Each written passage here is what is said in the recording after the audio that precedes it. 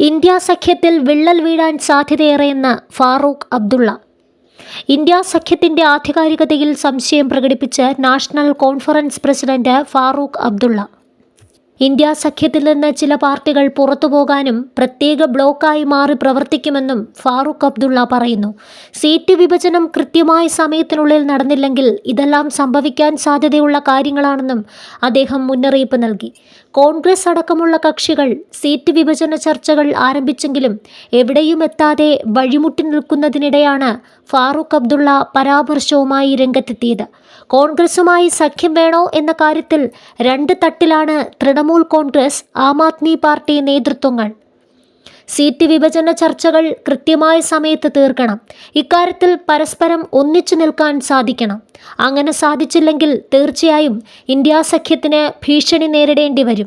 നേതാക്കൾ പരസ്പരമുള്ള അഭിപ്രായ വ്യത്യാസങ്ങൾ മറക്കാൻ തയ്യാറാകണം. രാജ്യത്തെക്കുറിച്ചാകണം അവർ ചിന്തിക്കേണ്ടതെന്നും ഫാറൂഖ് അബ്ദുള്ള പറഞ്ഞു. യൂട്യൂബ് ചാനൽ വഴി കപിൽ സിബലുമായുള്ള ചർച്ചകൾക്കിടെയാണ് ഇത്തരമൊരു പരാമർശം അദ്ദേഹം നടത്തിയത്.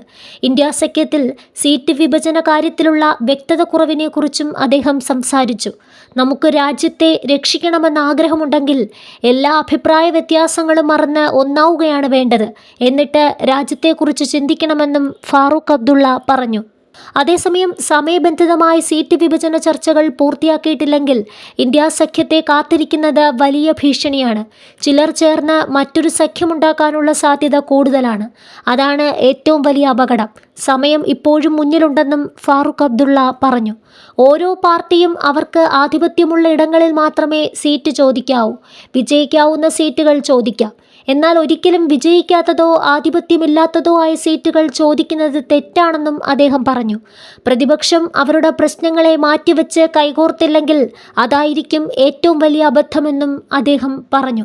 അതേസമയം ഡൽഹിയിലെ ഒരു ഹോട്ടലിൽ വെച്ച് ഇന്ത്യ സഖ്യം നേരത്തെ കൂടിക്കാഴ്ച നടത്തിയെന്നും സീറ്റ് വിഭജനത്തിന് അധികം സമയമില്ലെന്നും യോഗത്തിൽ എല്ലാവരും അഭിപ്രായപ്പെട്ടുവെന്നും ഫാറൂഖ് അബ്ദുള്ള പറയുന്നു. എല്ലാവരെയും അഭിപ്രായ വ്യത്യാസം മറന്ന് ഒന്നിപ്പിക്കുന്ന ഒരാളെ ആവശ്യമുണ്ടെന്ന കാര്യം ഞങ്ങളെല്ലാം ആലോചിച്ചിരുന്നു. മമതാ ബാനർജി കഴിഞ്ഞ തവണ ഇടതുപക്ഷത്തിന് സീറ്റ് നൽകാൻ തയ്യാറായിരുന്നില്ല. എന്നാൽ ഇത്തവണ വിജയിക്കുന്ന സീറ്റിൽ ഇടതിന് മത്സരിക്കാമെന്ന് മമത പറഞ്ഞിട്ടുണ്ട്. മമതയ്ക്കെതിരെ പ്രസ്താവനകൾ നടത്തുന്നവർ പ്രശ്നങ്ങൾ വലുതാക്കുകയാണ്. വിജയിക്കാത്ത സീറ്റുകളിൽ എന്തിനാണ് അവകാശവാദം ഉന്നയിക്കുന്നതെന്നും കോൺഗ്രസിനെ ഉന്നമിട്ട് ഫാറൂഖ് അബ്ദുള്ള പറഞ്ഞു.